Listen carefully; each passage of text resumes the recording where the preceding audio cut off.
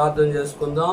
సర్వాధికారి, సర్వసృష్టికర్త, జగరక్షకుడా, నీ ఘనమైన నామము కొరకే కృతజ్ఞత చెల్లిస్తూ నీ అధికారానికి అప్పగిస్తున్నాను. ఈ దినము ప్రపంచంలో ఉంటున్న ప్రభా అయా నీ యొక్క నామములో ఆయన నిన్ను ద్వేషించి నీకు వ్యతిరేకముగా దేవుడు లేడు అనే వారి కొరకు అయా ఆయన నీ నామములో ప్రార్థిస్తున్నాను.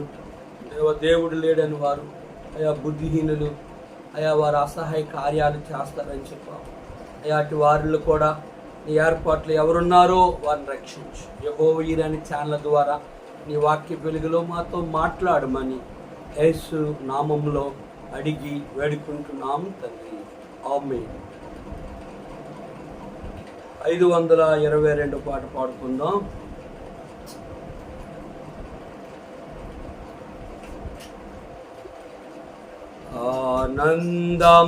ఆనందమహానందం ప్రభువే మనకానందం,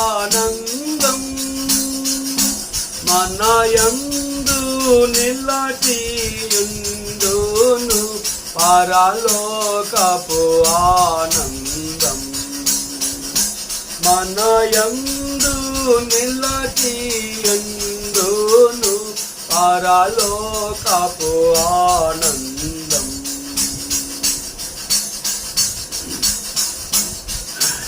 నీ సన్నిధి యందే కలవు నిత్య సంతోషములు,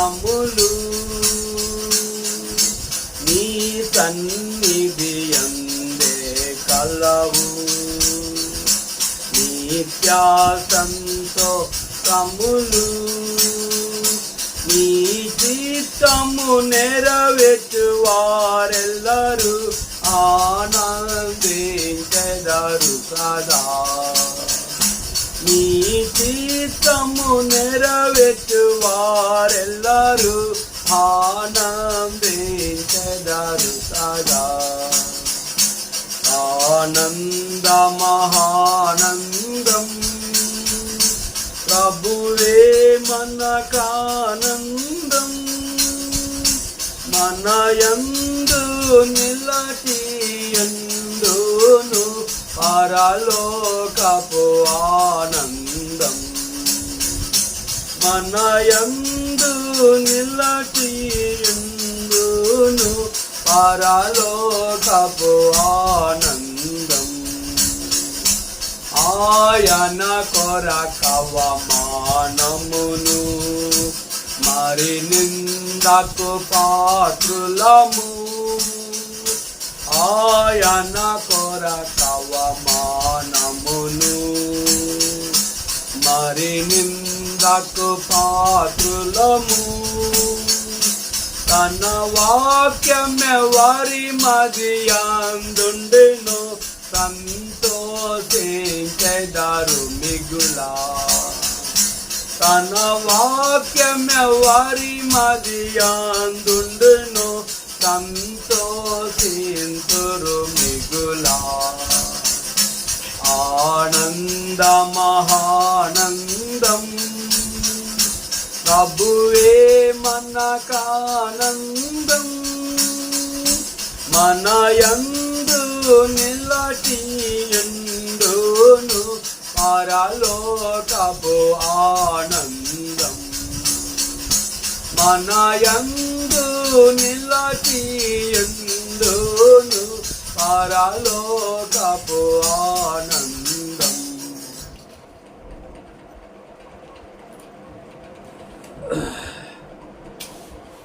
దేవుని వాక్యాన్ని ధ్యానించుకుందాం. అపోస్తుల కార్యం 21వ అధ్యాయము చదువుకుందాం. అపోస్తుల కార్యం 21వ అధ్యాయం.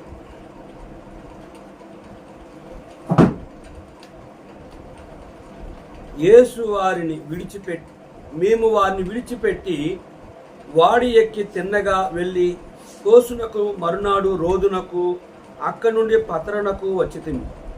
అక్కడ పెనికేకు వెళ్ళబోవుచున్న ఒక వాడను చూచి దాన్ని ఎక్కి బయలుదేరితిమి.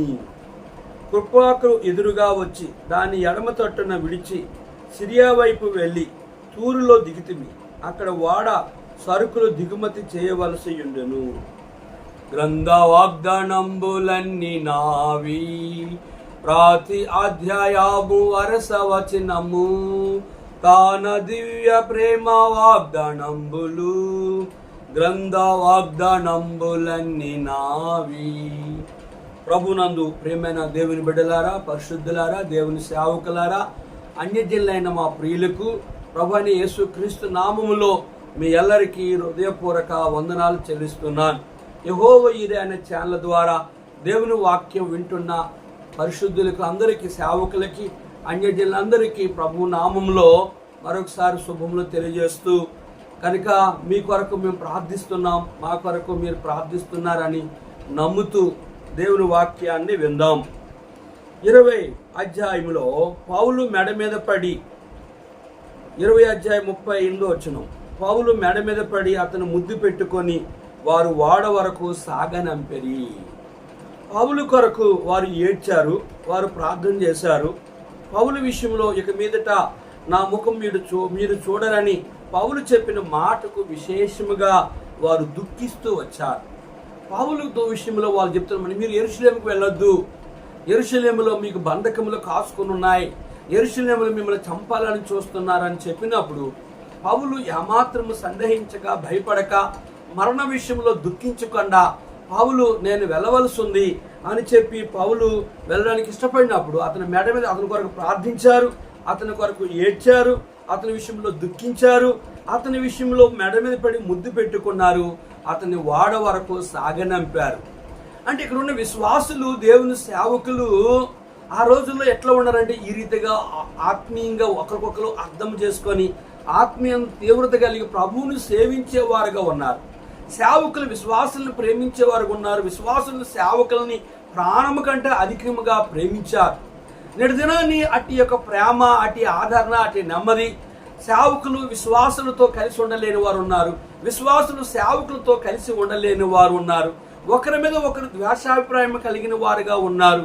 ఒకరు అర్థం చేసుకోలేని వారు ఉన్నారు.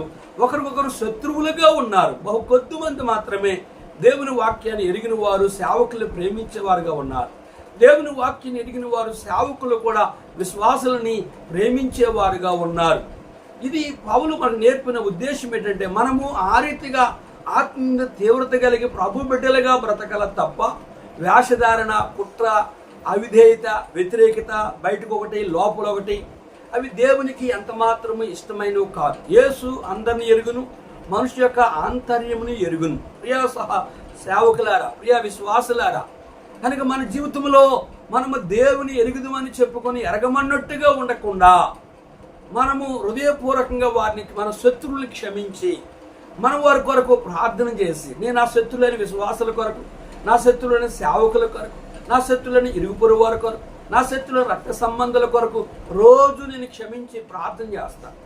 నా హృదయంలో ఏ కల్మషము ఉంచుకోను, కనుక వారికి దూరంగా ఉంటాను. కారణం ఏంటంటే ఎవరి ద్వారా అయితే పరిచర్యకి, కుటుంబానికి, ఆత్మీయ జీవితానికి, సంఘ జీవితానికి, సేవా జీవితానికి ఆటంకముగా ఉంటున్నారో వారికి దూరంగా ఉంటాను. వారి కొరకు క్షమించి రోజు ప్రార్థన చేస్తాను. చూడండి 20వ వచనంలో, మేము వారిని విడిచి వాడి ఎక్కి తిన్నగా వెళ్ళి కోసునకును మరునాడు రోదునకు అక్కడి నుండి పతరునకు వచ్చితిమి. పౌలు గారు వారిని విడిచి ఎక్కడికి వచ్చారు? వారిని విడిచి ఎక్కడికి వచ్చారంటే తిన్నగా కోసునకు వెళ్ళారు. అక్కడి నుండి రోదునకు, మరునాడు రోదునకు వచ్చారు. అక్కడి నుంచి పతరకునకు వచ్చారు. అక్కడి నుండి పెనికేక్కును వచ్చారు. అక్కడి నుండి వాడి ఎక్కి బయలుదేరి వారు కుప్రాకు వచ్చారు. కుప్రాని విడిచి వారు సిరియాకు వెళ్ళారు. అక్కడి నుండి సరుకులను దిగుమతి చేయవలసి ఉండే గనక మేము అక్కడ నున్న శిష్యులతో కలుసుకొని 7 దినములు అక్కడ ఉంటిమి. వారు నీవు యెరూషలేమును కాలు పెట్టవద్దని ఆత్మ ద్వారా పౌలుతో చెప్పిరి. పౌలు యొక్క ఆత్మీయ ప్రయాణ విషయంలో కనుక దేవుని చిత్తానుసారంగా వెళుతూ ప్రయాణం చేస్తూ వచ్చాడు. గొప్ప గొప్ప దైవజనులు బిల్లిగ్రామ్ గారు కానీ, బక్సింగ్ గారు కానీ, ఏసన్ గారు కానీ, పిన్ని గారు కానీ దేవుని కొరకు బహు ఆత్మీయంగా నింపబడి వారు పరిచర్యకి వెళ్ళిన చోట్ల కూడా అక్కడ ఎటువంటి పరిస్థితులు ఉన్నప్పుడు కూడా వారు అక్కడ ఆగే స్థలంలో ఆగేవారు, వెళ్ళే స్థలంలో వెళ్ళేవారు. ఇక్కడ మనం గమనించినట్లుగైతే వారు 7 దినాలు అక్కడ వారు ఉన్నారు సిరియాలో. కనుక వారు అక్కడ వచ్చి 7 దినాలు ఉండి శిష్యుల్ని కలుసుకొని వారు ఉండి వారిని 7 దినాలు వారితో సహవాసం చేస్తూ వచ్చారు. ఒకసారి దాని భక్సింగ్ గారు కనుక ఆయన రాజమండ్రి మెదలు వెళ్తున్నారు అని వార్త విని కనుక ఒక దగ్గర ఆయన ఆగవలసి ఉందన్న సంగతి తెలిసి కొంతమంది అక్కడ భక్సింగ్ గారు వచ్చారని చెప్పి అందరూ అక్కడ ఆగి ఉన్నప్పుడు భక్సింగ్ గారిని వాళ్ళు రిక్వెస్ట్ చేశారు. ఏం చేశారంటే, అయ్యా ఈరోజు మాకు దేవుని వాక్యం బోధించంటే వారు ఆ దినము ఆయన ప్రయాణం ఆగిపోయి అక్కడ దేవుని వాక్యాన్ని బహు ధారాళముగా వాక్యాన్ని బోధించినప్పుడు అనేక మంది రక్షించబడ్డారు, అనేక మంది ఆత్మీయంగా ఉజ్జీవపడ్డారు. కనుక ఇది ఏంటి దేవునికి ఉద్దేశం? కనుక అక్కడున్న ఆత్మీయ స్థితిని బట్టి, అక్కడున్న సువార్త విషయంలో, అక్కడున్న విశ్వాసాలని ప్రోత్సహించే విషయంలో పరిశుద్ధాత్మ దేవుడు అక్కడ వారిని ఆపుతూ పలు దైవ సేవకుల్ని ఆ రీతిగా పలు స్థలాలు తీసుకెళ్లి పలు స్థలాలు ఆపి ఆ వాక్యాన్ని బోధించినట్లుగా మనం గమనిస్తున్నాం. పౌలు అక్కడ ఉన్నప్పుడు యెరూషలేములో కాలు పెట్టవద్దని ఆత్మ ద్వారా పౌలుతో చెప్పిరి.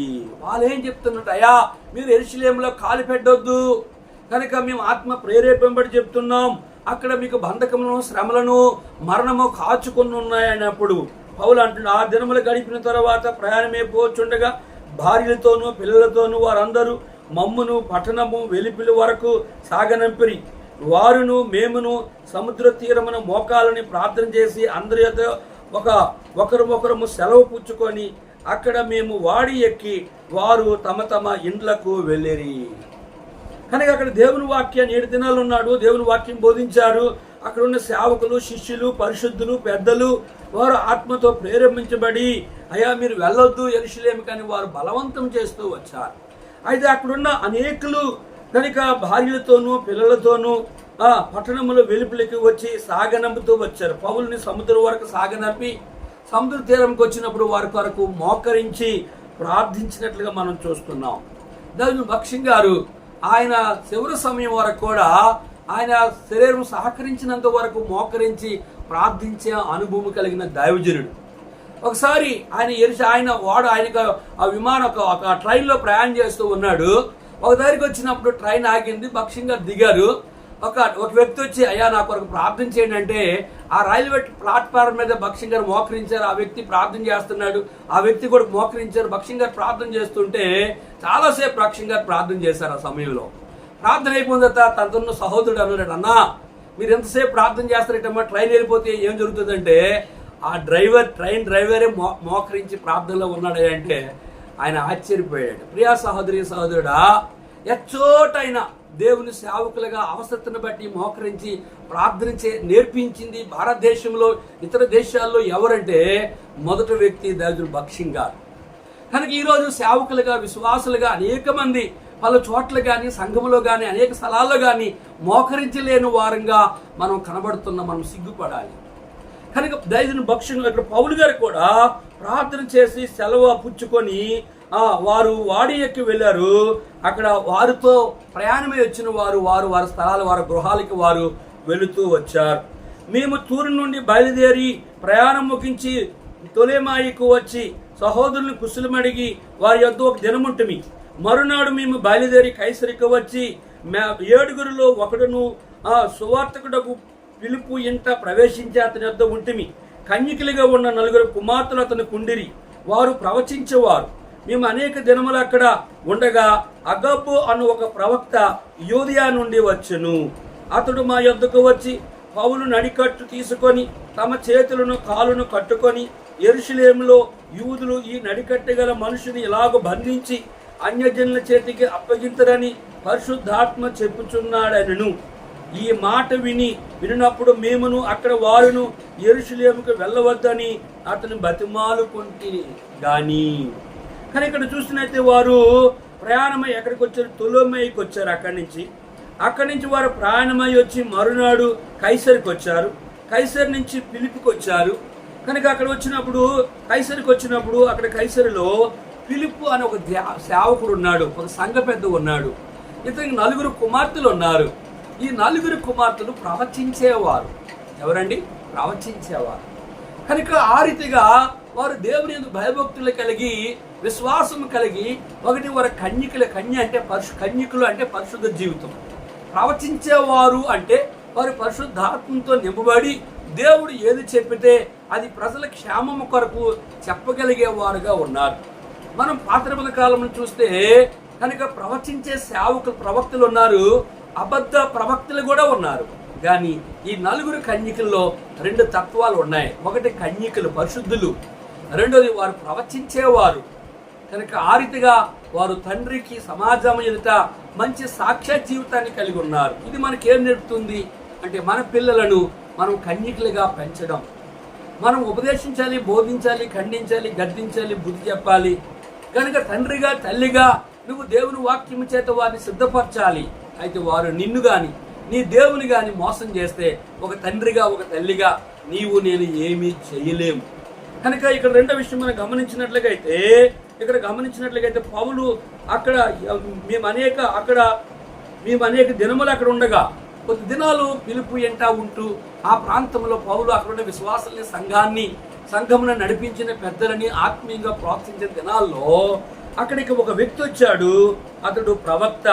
అతడు ఏమి చెప్తూ ఉన్నాడంటే, అగబ్బు అని ఒక ప్రవక్త యోదయ నుండి వచ్చి అతని యొద్దకు వచ్చి పౌలు నడికట్టు తీసుకొని తన కాలుకు చేతులకు కట్టుకొని ఈ మనుషుని బంధించి అన్యజనుల చేతికి అప్పగిస్తారు, కనుక ఈ మనుషుని చంపుతారు అని చెప్పి బహు ధైర్యముగా అక్కడ వారికి పౌలుకి తనతో ఉన్న పరిశుద్ధులకి సంఘ పెద్దలకి అక్కడ ఉన్న శిష్యులకి తెలియజేస్తూ వచ్చారు.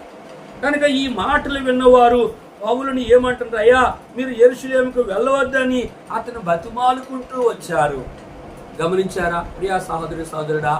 అగబ్బు అనే ప్రవక్త జరగబోయే దానిని కనుక ముందుగానే ఆత్మ ద్వారా ప్రేరేపించబడి తెలియజేయడం గల కారణం ఏంటి అంటే పౌలు కూడా మనం చూసాం. ముందుగా అతడు పరిశుద్ధాత్మ నింపబడి అతని కొరకు బంధకములు కాచుకుని ఉన్నాయని కూడా పౌలుకి తెలుసు. కానీ ఇక్కడ కూడా వీరు కూడా బతిమాలతో వచ్చారు. కానీ పౌలు ఏమి చేసాడు మనం గమనిస్తే, పౌలు ఇదెందుకు మీరు ఏడ్చి నా గుండు బద్దలు చేసిదరేలా, నేనైతే ప్రభువైన యేసు నామం నిమిత్తము యెరూషలేములో బంధించుటకు మాత్రమే గాక చనిపోటుకు సిద్ధముగా ఉన్నానని చెప్పాను. అతడు ఒప్పుకొనందున మేము ప్రభువు చిత్తము జరుగునుగా కానీ ఓరకుంటమి. పౌలు గారు ఏమన్నారంటే, ఇదెందుకు మీరు ఏడ్చి నా గుండె బద్దలు చేసేదరు, నేనైతే ప్రభువైన యేసు నామములో బంధించబడ్డానికి చనిపోవడానికి కూడా సిద్ధముగా ఉన్నానని పౌలు చెప్పాడు. ఇది దేవుని సేవకులారా, ఈ మాట మనకేం జ్ఞాపకం చేస్తుంది? ఆ రోజు పౌలు అనే మాట ఈరోజు సేవకులుగా, విశ్వాసులుగా, సంఘముగా మన జీవితంలో కూడా ఎట్టి మరణమునకు, ఎట్టి వ్యతిరేకతనికి, ఎట్టి పరిస్థితులు మన మీదకి వచ్చినప్పుడు కూడా మనము బంధించబడాలన్నా, స్టేషన్లో పెట్టాలన్నా, జైల్లో వేయబడాలన్నా, ఒకరు చంపాలని ప్రయత్నించినా మనం ఒకరు చనిపోవడానికి సిద్ధముగా పౌలు వలె ఉండాలి. దీని అర్థం ఏంటంటే, ప్రభువైన యేసుక్రీస్తు వారు మన కొరకే సిలువలో చనిపోయి తిరిగి లేచారు. రెండోది, పౌలు గారు కూడా తన యొక్క మరణాన్ని విషయంలో ఆయన భయపడలేదు. అపోస్తులు 12 మంది కూడా ప్రపంచానికి వెళ్ళి హతసాక్షులుగా చేయబడ్డారు. కనుక మన ముందున్న ప్రపంచంలో ఎంతో మంది దైవజనులు, పరిశుద్ధులు, సేవకురాళ్ళు, కనుక సేవకుల కుటుంబాలను కూడా బహు ఘోరముగా చంపగలిగిన పరిస్థితుల్లో మనం చూస్తూ వచ్చాం. ఇవి మనకు కొత్త కాదు. కనుక వీటి విషయంలో మనం ఏ రీతిగా సిద్ధపడాలంటే, మనము కూడా పౌలు వలె అన్ని వేళలో ప్రభువు నామ నిమిత్తం ఎటువంటి శ్రమని ముందు వచ్చిన, ఎటువంటి కష్టమునికి కలిగినప్పుడు కూడా, ఎటువంటి మరణము సంభవించినప్పుడు కూడా కనుక ప్రభువు కొరకు చావడానికి సిద్ధముగా ఉండాలి. కనుక అతడు ఒప్పుకున్నందున మేము ప్రభువు చిత్తము జరుగునుగా. పౌలుని ఎంతగా వారు బతిమాలినా పౌలు ఒప్పుకోలేదు కనుక వాళ్ళు అంటున్నారు, ప్రభు చిత్తం జరుగునుగాక అని ప్రభువుకి వారు అప్పగించారు. పౌలుని వారు అడ్డగించాలని ప్రయత్నించినా వారు అడ్డగించలేకపోయారు. అనేక దినములైన తర్వాత మాకు కావలసిన సామాగ్రిని తీసుకొని యెరూషలేముకి ఎక్కువ వచ్చితిమి. మరియు కైసర్ నుండి కొందరు శిష్యులు మొదటి నుండి శిష్యులుగా ఉండి కుప్రీయుడైన మాసోను ఇంట మేము దిగవలని ఉద్దేశంతో అతను వెంట పెట్టుకొని మాతో కూడా వచ్చిరి. కనుక అక్కడ నుండి పౌలు కావలసిన సామాగ్రిని తీసుకొని యెరూషలేముకి ఎక్కువ వచ్చినప్పుడు కైసరులో కొంతమంది శిష్యులు మొదటి నుండి పౌలుతో ఉండి కుప్రీయుడైన మాసోను అని వారి ఇంట దిగి ఉండాలని ఉద్దేశంతో అతను వెంట పెట్టుకొని మాతో కూడా మేము అతను తీసుకొని వచ్చాము అని చెప్తూ వచ్చారు. ఈ మాసోను అనే వ్యక్తి దేవుని సేవకుడు, శిష్యుడై ఉండొచ్చు. కనుక ఇతడు శిష్యుడిగా ఉండిన కుప్రీడైన శిష్యుడే కనుక ఇతడు ఇంట ఉండాలని పౌలు ఉద్దేశిస్తూ వచ్చాడు. అంటే అప్పటికే పలుమారులు పౌలు ఆ ప్రాంతానికి వచ్చినప్పుడల్లా కూడా అతని దగ్గర నివాసం ఉండి ఆ ప్రాంతంలోని అన్యులకు సువార్త చెప్పినట్లుగా, పరిశుద్ధులకు సువార్త చెప్పినట్లుగా, ఈ మాసోను అనే సేవకుడిని ఆత్మీయంగా ప్రోత్సహించినట్లుగా మనకు అర్థమవుతుంది. నిత్యనాన్ని దేవుని సేవకులు పరిశుద్ధుల ఇంట్లో, సేవకుల ఇంట్లో ఉండడానికి చాలా మంది ఇష్టపడరు. కానీ పౌలు గారు వెళ్ళిన చోట్లెల్లా కూడా వారితో సహవాసము చేసి వారి కష్ట సుఖాలలో తెలుసుకొని వారిని ధైర్యపరిచి వారి ముందున్న సేవ కొరకే బలపరిచి అక్కడి నుంచి వెళ్ళినట్లుగా మనం గమనిస్తున్నాం. ప్రియా సహోదరి సహోదరుడు ఇంకా చూస్తున్నట్లయితే 17వ వచనంలో, మేము యెరూషలేముకు వచ్చినప్పుడు సహోదరులు మమ్మను సత్యముతో సంతోషంతో చేర్చుకొనిరి. మరునాడు పెద్దలను అక్కడికి వచ్చి ఉండగా పౌలు మాతో కూడా యాకోబు నొద్దకు వచ్చును. అతడు వారిని కుశలమడిగి తన పరిచర్య వలన దేవుడు అన్యజనుల్లో జరిగించిన వాటిని వివరముగా తెలియజెప్పెను. వారు విని దేవుని మహిమపరిచని. అతను చూచి, సహోదరుడా, యూదుల్లో విశ్వాసులైన వారు ఎన్ని వేల మంది ఉన్నారో చూచున్నావు కదా, వారందరూ ధర్మశాస్త్రము యందు ఆసక్తి గలవారు. కనుక పౌలు గారు కైసరి నుండి బయలుదేరి అక్కడి నుండి మరునాడు బయలుదేరి యాకోబు నొద్దకు, యెరూషలేములో ఉన్న యాకోబు నొద్దకు వచ్చినప్పుడు వారు సంతోషముగా పౌలుని చేర్చుకున్నారు. నిర్దినాన్ని సేవకుల్ని చేర్చుకోవాలన్నా, పరిశుద్ధుల్ని చేర్చుకోవాలన్నా, యావత్తు సంఘానికి విందు ఏర్పాటు చేయాలని, యావత్తు సంఘమంతా కూడా సంఘ కార్యక్రమంలో పాల్గొని సంతోషముగా ఉండేవారు బహు కొద్ది మందిగా మనకు కనిపిస్తున్నారు. కానీ ఇక్కడ వాళ్ళు పౌలుని సంతోషంతో చేర్చుకున్నారు. రెండోది యాకోబు పౌలు మాతో కూడా యాకోబు నొద్దకు వచ్చును. అతడు వారిని కుశలమడిగి, అంటే కుశలం బాగున్నారా అని అడిగి, దేవుడు అన్యజనుల్లో తెలియజేసిన అద్భుత కార్యాలు నీ ద్వారా తెలియచేయని పౌలుని అడిగారు. పౌలు వారు దేవుని చూచి వారు విని దేవుని మహిమపరిచారు. పౌలు వారికున్న విషయాలన్నీ చెప్పినప్పుడు వారు దేవుని మహిమపరిచారు పౌలును బట్టి. ప్రియ సహోదరి సహోదరుడా, ప్రియ దేవుని సేవకులారా, మన పరిచర్యలో కనుక మనుషుల్ని సంతోషపెట్టేవాడు పౌలు అంటే గలతీ 10:10 నేను దేవుని దాసుని కాకపోదును. మనం మనుషులను సంతోషపెట్టేవారుగా, కులాన్ని సంతోషపెట్టేవారుగా, తోటి సేవకులను సంతోషపెట్టేవారుగా, రక్త సంబంధం సంతోషపెట్టేవారుగా మనం ఉండకూడదు. కనుక మనం చేసే పరిచర్యలో దేవుని మహిమపరచాలి అని ఇక్కడ యొక్క ఉద్దేశము. కనుక అతడు కుశలం అడిగి వారు అక్కడి నుంచి ఏం చేశారు అని చూసినట్టుగైతే తమ 20వ వచనంలో, వారు విని దేవుని మహిమపరచు. సహోదర, యూదుల్లో విశ్వాసులైన వారు ఎన్ని వేల మంది ఉన్నారో చూచున్నావు కదా, వారందరూ ధర్మశాస్త్రమందు ఆసక్తి గలవారు. అక్కడున్న శిష్యులు అంటున్నారు పౌలుతో, సహోదరుడా, ఇక్కడున్న యూదుల్లో విశ్వాసులని ఎన్ని వేల మంది ఉన్నారో చూచున్నావు కదా. ఆ రోజుల్లో వేల మంది, అనేక మంది, మొదట 3,000 రక్షించబడ్డారు, తర్వాత 5,000 రక్షించబడ్డారు. ఇంకా అనేక వేల మంది సంఘములో విశ్వాసులుగా వారు సంఘములో సమకూరుస్తూ వచ్చారు. నిర్దినాన్ని సంఘాల్లో సమకూర్చే విశ్వాసుల కంటే అవిశ్వాసులు ఎక్కువ.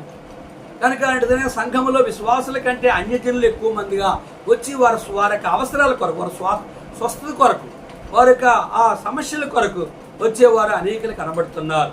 పౌలు ఈ విషయాన్ని చెప్పినప్పుడు వారిని చూసినప్పుడు పౌలు ఎంతో ఆనందించారు. అది కాక వారు ధర్మశాస్త్రమందు ఆసక్తి గలవారుగా ఉన్నారు.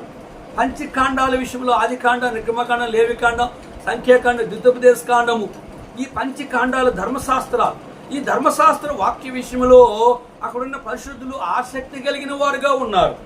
కనుక నేటి దినాన్ని దేవుని వాక్యం చదవలేని వారు, ప్రార్థించలేని వారు, దేవుని వాక్యం ధ్యానించలేని వారు, దేవుని వాక్యం మీద ఆసక్తి లేని వారు, తెస్సలోనికలో దేవుని వాక్యం విన్నవారు, బెరయా కూడా వచ్చి దేవుని వాక్యం విన్నారు.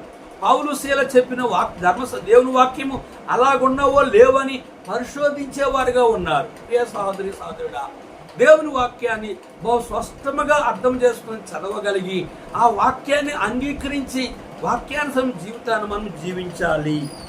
కనుక ఇక్కడ గమనించినట్లుగైతే ఇంకా మనం గమనించినట్లుగా చూడండి, ఇక్కడ 22 అన్యజనుల్లో ఉన్న యూదులు తమ పిల్లలకు సున్నతి చేయకూడదనియు, మన ఆచారాలను మన ఆచారాల చొప్పున నడవకూడదనియు నీవు చెప్పిట వలన వారు అందరూ మోషేని విడిచిపెట్టవల్లని నీవు బోధించున్నట్టు వీరు నిన్ను గూర్చి వర్తమానము విని ఉన్నారు. పౌలు కొన్ని సందర్భంలో ఏమి చెప్పాడని అక్కడ ఉన్న సేవకుడు చెప్తున్నాడంటే, నీవు యూదులు తమ పిల్లలను చేయకూడని, అన్యజనులో ఉన్న యూదులు తమ పిల్లలకు సున్నతి చేయకూడదని నువ్వు చెప్పావని. అనేక మంది యూదుల్లో ఈ తలంపు ఉంది. రెండవది ఏం చెప్పాడు అని చెప్పి, మన ఆచారాల చొప్పున నడవకూడదు, యూదులు ఆచారాల చొప్పున నడవకూడదు నువ్వు చెప్పావు. మూడోది, నీవు బోధించిన మోషేని విడిచిపెట్టవలనని నీవు బోధించున్నట్లు వీరు నిన్ను కూర్చి వర్తమానము విని ఉన్నారు. మోషేని విడిచిపెట్టవాలని నువ్వు చెప్పిన వాటిని ఇక్కడున్న ప్రజలు విన్నారు. నిన్ను వాటిని అడగాలని, నిన్ను నిలబెట్టాలని, నేను తప్పు పట్టాలని, ధర్మశాస్త్రానికి వ్యతిరేకంగా నువ్వు మాట్లాడుతున్నావు అని చెప్పి అక్కడ రెండు వ్యక్తి చెబుతూ ఇంకేం చెప్పాడు, కావున మనం ఏమి చేయదుము, నీ వచ్చిన సంగతి వారు తప్పక విందురు, కాబట్టి మేము నీకు చెప్పినట్లు చేయము. మ్రొక్కుబడి ఉన్న 4 మనుషులు మా యొద్ద ఉన్నారు. నీవు వారిని వెంటబెట్టుకొని పోయి వారితో కూడా శుద్ధి చేసుకొని తల క్షౌరము చేయించుకున్నటకు వాడికాయ తగులుబడి పెట్టుకొనుము. అప్పుడు నిన్ను గూర్చి తాము వినున వర్తమానము నిజము కాదని నీవు ధర్మశాస్త్రమును గైకొని యథార్థముగా నడుచుకునుచున్నావని తెలుసుకొందురు. అక్కడున్న దేవుని సేవకుడు పౌలుకి ఏ సలహా ఇచ్చాడంటే, నీవు కనుక ఈ స్థలము నుంచి నీవు వెళ్ళాలంటే ఏం చెప్పాడు 2వ వచనంలో అంటే, ఈ సంగతి కావున మనము ఏమి చేయదుం, నీ వచ్చిన సంగతి వారు తప్పక వింటారు, కాబట్టి మేము చెప్పినట్లు నువ్వు చేయి. మ్రొక్కుబడి ఉన్న 4 మనుషులు మా యొద్ద ఉన్నారు. వారిని వెంటబెట్టుకుని పోయి వారితో కూడా శుద్ధి చేసుకుని తల క్షౌరం చేయించుకొని వాడిక తగులుబడి పెట్టుకొనము. అప్పుడు నిన్ను గూర్చి తాము వినున వర్తమానము నిజమ కాదని నీవును ధర్మశాస్త్రం గైకొని యథార్థముగా నడుచుకున్నావని వాళ్ళు తెలుసుకుంటారు. కనుక నీవు మ్రొక్కుబడి 4 మనుషులు అతను ఉన్నారు కనుక నీవు కూడా వారితో పాటుకు వెళ్ళి మ్రొక్కుబడని చెప్పి తల క్షౌరం చేసుకొని నువ్వు అక్కడి నుంచి వస్తే అక్కడి నుంచి చూసిన వారు నువ్వు ధర్మశాస్త్రం లోబడుతున్నావు, ధర్మశాస్త్రాన్ని అనుసరిస్తున్నావు, ధర్మశాస్త్రం గైకుంటున్నావు, ధర్మశాస్త్రాన్ని నువ్వు తునీకరించలేదా అని చెప్పి నీ మీద అపోహ కలిగిన మనుషులందరూ తెలుసుకుంటారని చెప్పి పౌలుకి అక్కడున్న దేవుని సేవకులు పెద్దలు సలహా ఇచ్చారు. చూడండి, అయితే విశ్వసించిన అన్యజనులకు వచ్చి వారు విగ్రహములకు అర్పించిన వాటి రక్తమును గొంతు పిసికి చంపిన దాన్ని జారత్వమును మానవలసిందని నిర్ణయించి వారికి వ్రాసి ఉన్నామని చెప్పారు. అయితే అంతకుముందు మనము యూదుల్లో అన్యజనుల నుంచి వచ్చిన వారందరికీ ఉత్తరం రాశాము. విగ్రహాలకు అర్పించిన వాటిని, గొంతు పిసికి వాటిని, రక్తము జారత్వము చేసిన వాటిని మానవలసింది నిర్ణయించి వారికి గత కాలంలో ఉత్తరం రాశాము. ఎందుకంటే వారు అన్యజనులు, వారు కొత్తగా ప్రభు దగ్గరకు వచ్చారు, వారిని తొందర పెట్టొద్దని, వారు ప్రభుకు దూరం చేయొద్దని, వారు తగిన దినాన్ని వారు సత్యాన్ని ఎరిగి వారు సత్యములకు వచ్చి వారు విగ్రహాలను విడిచిపెడతారని, రెండోది వారు విగ్రహాలకు అర్పించిన వాటి రక్తమును, గొంతు పిసికి దాన్ని చంపిన రక్తమును, జారత్వమును వారే మానివేస్తారని వారికి కొంత సమయం ఇచ్చామని చెప్పి గత కాలంలో యూదులకి ఉత్తరాలు రాసాం ప్రతి సంఘానికి అని చెప్తూ పౌలుకి చెప్తూ వచ్చారు. చూడండి, అంతటా పౌలు మరునాడు ఆ మనుషులను వెంటబెట్టుకుని పోయి వారితో కూడా శుద్ధి చేసుకొని దేవాలయంలో ప్రవేశించి వారిలో ప్రతి వాని కొరకు కానుక సమర్పించు వరకు శుద్ధి దినములు నెరవేర్చుదమని తెలిపెను. కనుక పౌలు ఏం చేశాడంటే ఆ మనుషులను వెంటబెట్టుకుని పోయారు. 4 మనుషులు వెంటబెట్టుకుని పోయి వారు తల క్షౌరం చేయించుకున్నారు.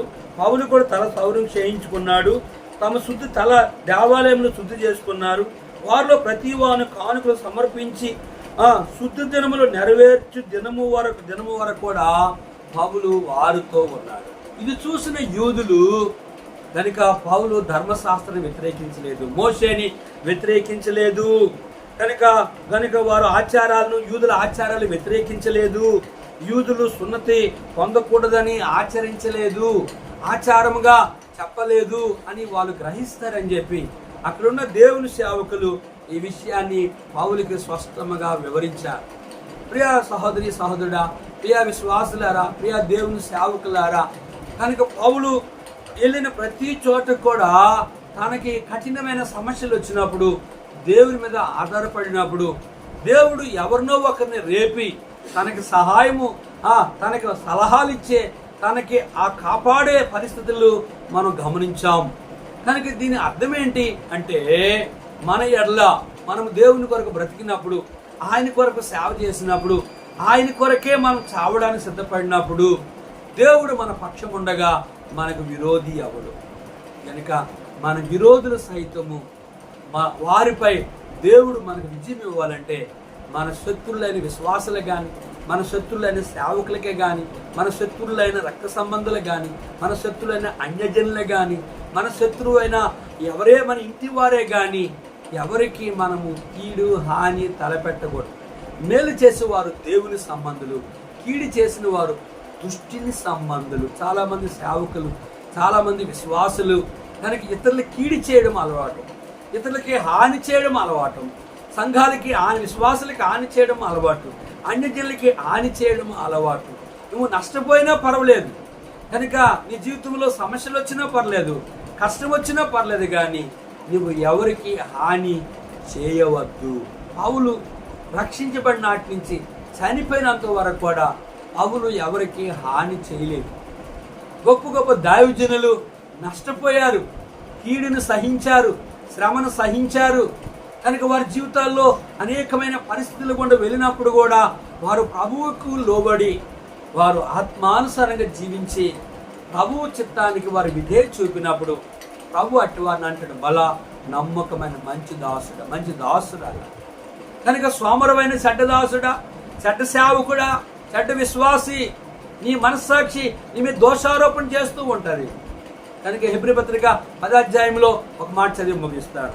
చూడండి, హెబ్రీ పత్రిక 10వ అధ్యాయంలో, హెబ్రీ పత్రిక 10వ అధ్యాయము 22వ వచనములో దేవుని వాక్యము ఎంత స్పష్టంగా చెప్తుందని మనం గమనించినట్లయితే, హెబ్రీ పత్రిక 10వ అధ్యాయము 22వ వచనం, మనస్సాక్షికి కల్మషము తోచకుండానట్లు ప్రోక్షించబడిన హృదయముల గలవారమును నిర్మలమైన ఉదకముతో స్నానము చేసి శరీరము గలవారునయ్యుండి విశ్వాస విషయములో సంపూర్ణ నిశ్చయత కలిగి యథార్థమైన హృదయముతో మనము దేవుని సన్నిధానమునకు చేరదము. కనుక మనస్సాక్షి కల్మషము తోచకూడదు. ప్రోక్షించబడిన హృదయము గలవారై నిర్మలమైన ఉదకముతో స్నానం చేసిన వారై ఉండాలి.